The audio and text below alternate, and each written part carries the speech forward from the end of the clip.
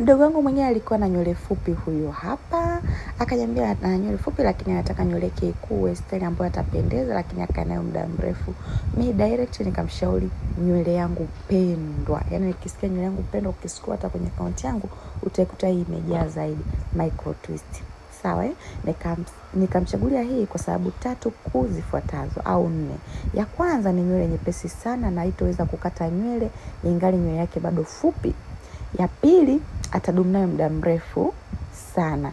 Ya 3, kwa mtu mwenye nywele fupi ukisuka hii kuchomoka sahau mpaka pale utakapofumua. Sawa, inategemea na texture ya nywele yako.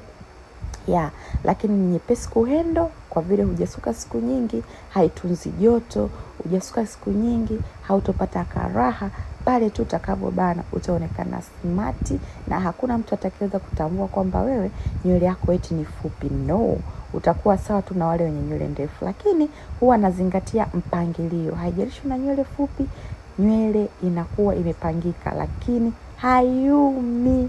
Naona nimembana mdogo wangu hapo photogenic, jamani ni mrembo nimembana vizuri, lakini kama mnavyoona ni amependeza. Kama umeweza kuscroll vizuri kwenye account yangu, umemwona akiwa na furahi kwenye video nyingine ambazo tayari nimesha posti. Umeona alikuwa anakuambia maumivu ni ya kawaida, yani yanavumilika, wala sijaumia vya kutisha dadangu.